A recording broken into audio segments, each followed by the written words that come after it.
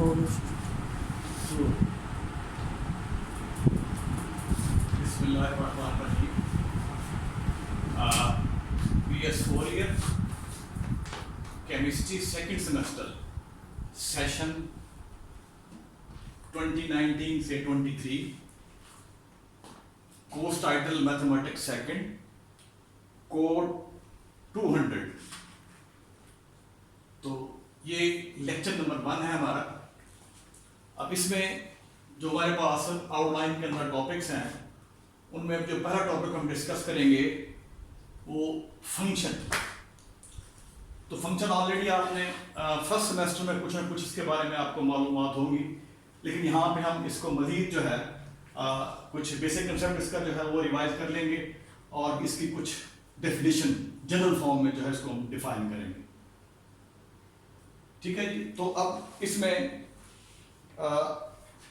जो फंक्शन है ये कैलकुलस के अंदर इसको हम यूज करते हैं और ये दो वेरिएबल क्वांटिटीज के दरमियान जो रिलेशन है उसको बयान करता है. ठीक हो गया. Function are used to explain the relationship between two variable quantities and play a central role in the study of calculus. Calculus जो है मैथ की ब्रांच है हमारी. ठीक हो गया. तो ये इसका थोड़ा तारुफ हो गया. अब हम चलते हैं इसके कंसेप्ट की तरफ. तो ये जो टर्म फंक्शन है, the term function recognised by a German mathematician Leibniz to describe the dependence of one quantity on another. यानी ये जर्मन मैथमेटिशियन की जो है ये दरियाफ्त है लेबनीज की, तो जो कि बयान करता है एक चीज का दूसरी पे इन्हिसार. फॉर एग्जांपल, पहली एग्जांपल है area of square depend on one side. अब हम जानते हैं से साइड जो आपके पास x है, हम जानते हैं कि जो एरिया है दिस इज इक्वल टू, इसको हम a से डिनोट कर रहे हैं और ये बराबर होता है हमारे पास, अगर आप इसको देखें तो एरिया जो है ये बराबर है x पे x, और इसको हम यूं कह सकते हैं a is equal to x square. ठीक हो गया. The area a of square depend on one side से x. अब सादर स्क्वायर है तो इसकी तमाम साइड्स की मेजर जो है ना हम x x ले रहे हैं. ठीक है. अब इसमें अगर आप x को जो है 1 सेंटीमीटर देंगे, let's say x is equal to 1 centimetre, तो आपके पास जो एरिया है ये आ जाएगा 1 सेंटीमीटर स्क्वायर. अगर आप देंगे x को 2 सेंटीमीटर वैल्यू, तो एरिया जो है that will become 4 centimetre square. ठीक हो गया. अगर आप x को देंगे 3, तो यहां पे आपके पास area will become 9 centimetre square. Clear हो गया. तो इसको दोबारा रिपीट करते हैं. लेट्स से आपके पास जो स्क्वायर है इसकी एक साइड की मेजर जो है 1 सेंटीमीटर है. ठीक है जी. तो इसका जो एरिया होता है हम जानते हैं कि area this is equal to length into width. अब area is equal to x square हो गया आपका. अब फर्स्ट क्या, अगर आप x को दे रहे हैं 1 सेंटीमीटर, तो एरिया जो है ये हो जाएगा आपके पास 1 सेंटीमीटर स्क्वायर. फिर अगर आप x को दे रहे हैं 2 सेंटीमीटर, तो area will become 4 centimetre square. अगर x को आप वैल्यू दे रहे हैं 3, तो एरिया जो है ये हो जाएगा आपके पास 9 सेंटीमीटर स्क्वायर. तो यहां से अगर आप ऑब्जर्व करें तो एरिया जो है वो डिपेंड कर रहा है किस पे, x पे. अब x क्या है, उस जो स्क्वायर है उसकी साइड की, उसकी जो साइड है उसकी एक साइड की मेजर है हमारे पास. ठीक हो गया. तो हम यहां पे ये कह सकते हैं कि area is a function of x. फिर इसके देखें नेक्स्ट एग्जांपल हमारे पास, we know that volume of sphere जो है वो बराबर होता है 4/3 पाई r क्यूब. अब इसमें v जो है उसका वॉल्यूम है स्फीयर का, जबकि r जो है उस स्फीयर का रेडियस है. ठीक हो गया. तो अगर आप यहां पे r को देंगे 1, r को देंगे आप 1 सेंटीमीटर, तो जो वॉल्यूम है दैट विल बिकम 4/3 पाई और ये हो जाएगा सेंटीमीटर क्यूब।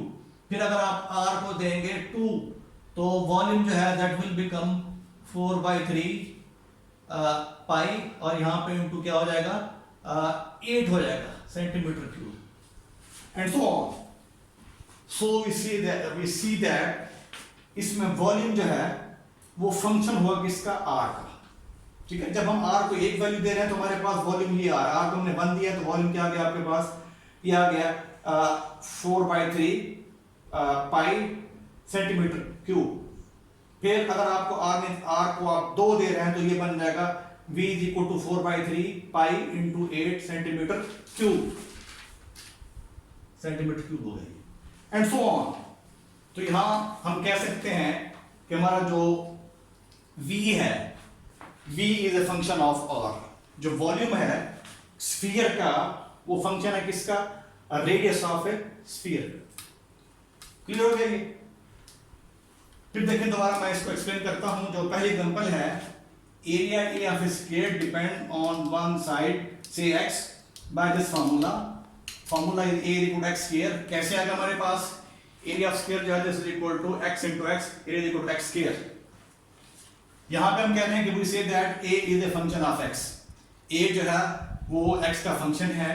क्यों कह रहे हैं, देखिए अगर आप x को यहां पे x आप पे यूं कह लें कि x को कोई कीमत दे लें, आप x को दे रहे हैं इसकी 1 सेंटीमीटर, जो साइड है इसकी मेजर हम ले रहे हैं 1 सेंटीमीटर, तो area will become 1 centimetre square. फिर अगर आप x को दे रहे हैं 2 सेंटीमीटर तो area will become 4 centimetre square. x को दे रहे हैं 3 तो area will become 9 centimetre square. तो यहां से ये बात हम ऑब्जर्व कर सकते हैं कि एरिया जो हमारा वो डिपेंड कर रहा है किस पे, x पे।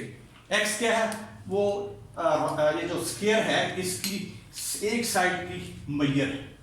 x जो है वो इसकी एक साइड की मैयर है। So we can say that a is a function of x।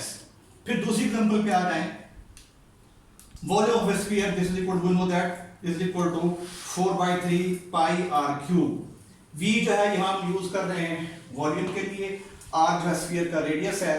तो इसमें देखें आप अगर r को 1 सेंटीमीटर देंगे तो हमारे पास जो v है वॉल्यूम है that will become 4/3 pi centimetre cube. अगर आप r को देंगे 2 सेंटीमीटर तो वॉल्यूम जो है ये हो जाएगा v is equal to 4/3 pi into 8 centimetre cube हो गया।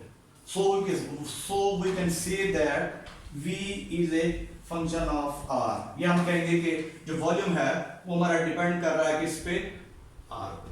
अब यहां से ये बात क्लियर हो गई कि जो फंक्शन है ये डिस्क्राइब कर रहा है dependence of one quantity on another. ठीक हो गया। अब फिर देखें हम इसकी एक और डेफिनेशन करते हैं, उसे कहते हैं हम, ये हमारी कॉमन डेफिनेशन है।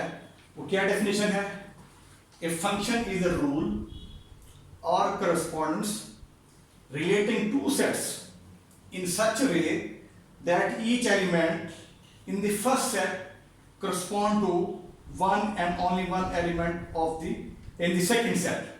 तो ये हमारी कॉमन डेफिनेशन है जो भी मैं अभी बयान कर रहा हूँ आपके सामने। ये जो आपकी बुक है सेकेंड ईयर मैथमेटिक्स उसका पहला चैप्टर है ये, तो वहां से ये मैंने चीजें जो है वो दी हैं। दोबारा इसको देखें, जो हमारे पास एक और डेफिनेशन है कॉमन, ये जो तारीफ नेक्स्ट आएगी ये हमारी जनरल डेफिनेशन होगी, लेकिन इससे पहले हमारे पास कॉमन डेफिनेशन है, a function is a rule और correspondence relating to sets in such a way that each element in the first set correspond to one and only one element in the second set। अब इस definition को जो आपने already first year में भी discuss किया होगा, ठीक है जी, इसको मजीद भी हम डिस्कस कर लेते हैं। इसके बाद अब इसके बाद हम इसकी एक और डेफिनेशन करते हैं, इसे कहते हैं हमारे पास जनरल डेफिनेशन है। ठीक है जी, अब हम करना चाह रहे हैं इसकी जनरल डेफिनेशन फंक्शन की, जिसमें हमारे पास कंसेप्ट आएगा डोमेन का और रेंज का। ठीक है, अब जो जनरल डेफिनेशन है इसमें हम दो नॉन एम्प्टी सेट लेते हैं। Let x and y be two non empty sets, then a function f from a set x to set y is a rule that assign to each element small x in x. Small x in x is unique element small y in y. And mathematically we can write it as f is a function from x to y. ये इसके लिए हमारे पास notation है function को लिखने के लिए, ठीक है। इसको यूं भी पढ़ सकते हैं, which is read as function f from a set x to set y, ठीक है जी। अब दोबारा इसी तारीफ को दोबारा हम देखते हैं। इसे कहते हैं, हमारे पास ये जनरल डेफिनेशन है फंक्शन की, ठीक है जी। तो इसमें क्या होता है, हमारे पास दो नॉन एम्प्टी सेट है, late x and y be two non empty set, then a function f from a set x to set y is a rule that assign to each element small x in x a unique element small y in y, and we can write it as in mathematical form f is a function from a set x to set y। Clear हो गया। अब next है, इसमें domain का concept आता है। Function के अंदर हमारे पास जो जनरल डेफिनेशन है, इसमें डोमेन की बात करते हैं, उसके बाद हम रेंज की बात करेंगे। Domain, let f be a function from a set x to set y, then the set x is called domain of f। यानी ये जो आपके पास फंक्शन है f x से y में, तो x को हम कहेंगे ये हमारा डोमेन है, डोमेन ऑफ द फंक्शन, ठीक हो गया। Let f be a function from a set x to set y, then the set x is called domain of f। अब हम चलते हैं रेंज की तरफ। f अगर आपका फंक्शन है x से y में, then the set of corresponding element small y in y is called the range of f। यानी हमारे पास y के वो एलिमेंट जो x के एलिमेंट से असाइन हो रहे होंगे, उसके उनसे जो सेट बनेगा उसे हम कहेंगे वो हमारे पास रेंज ऑफ f है। इसे दोबारा रिपीट करते हैं, डोमेन को और रेंज को। अगर आपके पास f फंक्शन है सेट x से सेट y में, तो x हमारा कहलाएगा डोमेन, ठीक हो गया। फिर आते हैं हम रेंज की तरफ। अगर आपका f फंक्शन है x से y के अंदर, then the set of corresponding elements small y in y, यानी वो एलिमेंट स्मॉल y एलिमेंट, यानी जो कैपिटल Y के अंदर जो एलिमेंट है से वो स्मॉल y हैं, ठीक है, उनका सेट जो करस्पॉन्ड कर रहा है किसके साथ, x के एलिमेंट के साथ, तो उनका सेट जो है उसे कहेंगे वो हमारा रेंज ऑफ f है, ठीक है। अब इसके लिए मैं एग्जांपल लेता हूं एक डायग्राम की शेप के अंदर। ये हमारे पास दो सेट हैं, लेट्स से ये हमारा जो है एक सेट x है, लेट्स से ये x है और ये y है। अब इसके अंदर हमारे पास एलिमेंट है, यहाँ पे लेट्स से 1 है, 2 है, 3 है, इधर आपके पास स्मॉल a है, स्मॉल b है, स्मॉल c है, स्मॉल d है। अब 1 जो अगर करस्पॉन्ड कर रहा है a के साथ, और 2 करस्पॉन्ड कर रहा है b के साथ, और 3 करस्पॉन्ड कर रहा है c के साथ, ठीक है जी। तो अब इसमें देखते हैं हम, इसे हम कहेंगे ये हमारा फंक्शन है x से y के अंदर, और इसमें अब अगर आप गौर करें तो 1 जो है वो असाइन हो रहा है। 1 किसका एलिमेंट है, x का एलिमेंट है, वो a के साथ असाइन हो रहा है। a किसका एलिमेंट है, a जो है कैपिटल Y का जो है एलिमेंट है, जबकि 2 जो है वो b से असाइन हो रहा है। ये किसका एलिमेंट है, ये y का एलिमेंट है। 3 जो है किसका एलिमेंट है, ये x का एलिमेंट है, और ये c से असाइन हो रहा है। क्लियर हो गया ये। अब देखें इसमें हमारे पास इस जो मैंने एग्जांपल यहाँ लिया है मखसूस किस्म की, इसमें आपके पास जो डोमेन होगी, इसकी डोमेन के अंदर हमारे पास ये एलिमेंट आ जाएंगे तीनों इसके, डोमेन ऑफ f। इसमें आपके पास 1 भी आ जाएगा, 2 भी आ जाएगा, तो ये आपका सेट x हो गया, हो गया। अब इसकी जो रेंज होगी, इसकी जो रेंज होगी, रेंज ऑफ f, इसमें हमारे पास देखें हमने वो एलिमेंट लेने हैं y के जो x के एलिमेंट के साथ असाइन हो रहे हैं, तो उनको आप अगर आप ऑब्जर्व करें तो उसमें स्मॉल a है, स्मॉल b है और स्मॉल c है, ठीक है। तो ये हमारे पास इस एग्जांपल की जो है ना, ये जो मैंने यहाँ फंक्शन लिया है जिसको डायग्राम के फॉर्म में मैंने शो किया है, ये इसकी रेंज होगी। इसमें 3 एलिमेंट होंगे a b c, इसमें d नहीं आएगा। d जो है ये y का एलिमेंट जरूर है, ठीक है जी, लेकिन ये रेंज में नहीं आएगा। अब एक और चीज यहां मैं आपको बता देता हूं कि अब सेट x को हम कहते हैं, ये हमारी पूरा जो सेट x है कहते हैं ये डोमेन है, जबकि पूरा सेट y जो है इसे कहते हैं कोडोमेन, इसे कहेंगे हम कोडोमेन।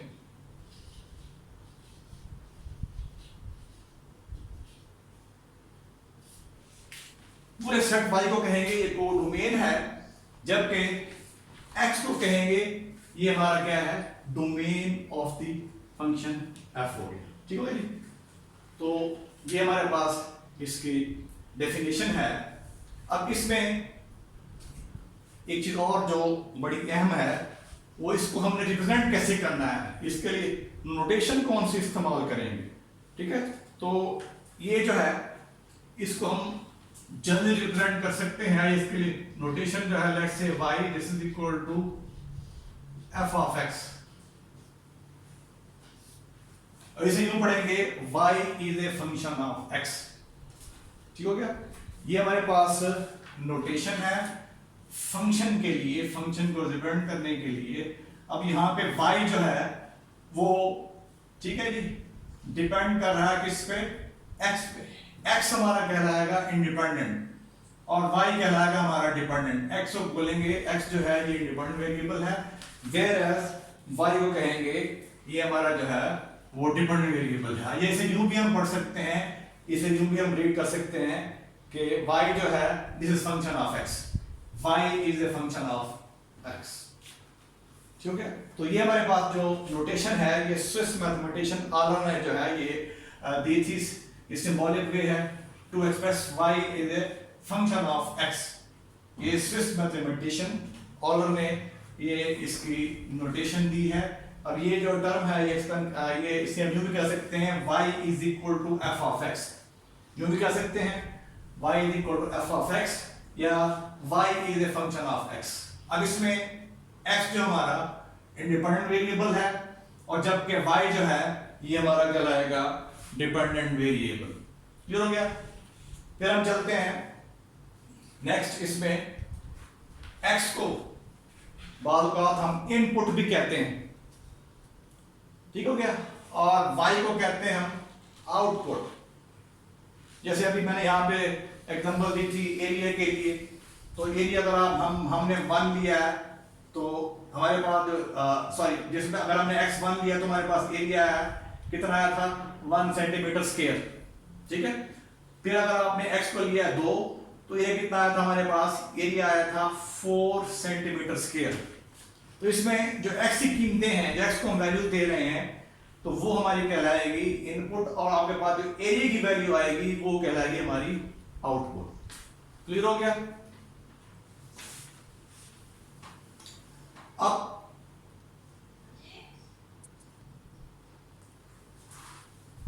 फंक्शन को हम ऑफनली जो है वो डिनोट करते हैं लेटर से, ठीक है। Function are often denoted by the letters such as small f, small g, small h, capital F, capital G, capital H, etc.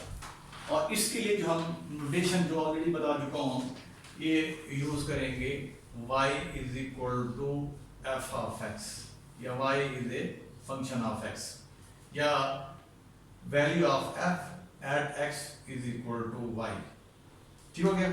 अब फंक्शन कैन बी, एक और इसको और तरह से भी हम एक्सप्लेन कर सकते हैं। A function can be thought as a computing machine, यानी फंक्शन के बारे में कहा जाता है कि ये कंप्यूटिंग मशीन है।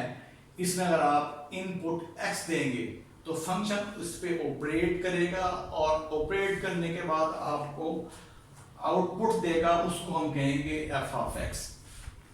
दोबारा देखेंगे इसका दूसरा कंसेप्ट है कि फंक्शन के बारे में हम ये भी कहते हैं ये कंप्यूटिंग मशीन है। A function can be thought as a computing machine. F computing machine f है दैट टेक्स इनपुट, इसमें इनपुट देंगे हम एक्स।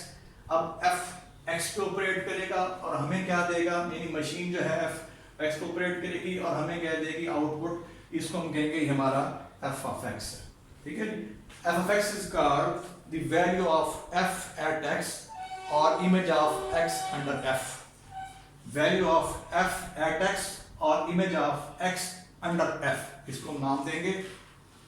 अब इस आउटपुट को जो कि एफ ऑफ एक्स है हम नाम दे देते हैं, लेट्स से ये y है। तो ये पहले हम डिस्कस कर चुके हैं कि इसको हम जनरली यूं भी लिखते हैं, इसके लिए नोटेशन यूज करते हैं y is equal to f of x. अब इसमें x जो है वो इंडिपेंडेंट वेरिएबल है।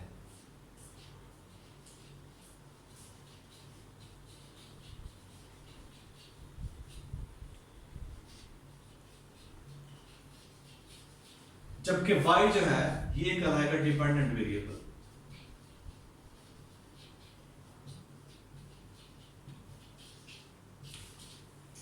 क्लियर हो गया?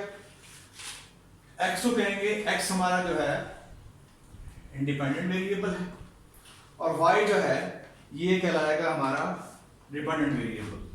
ठीक है, अब इसमें एक और डेफिनेशन हमारे पास, real valued function of real number.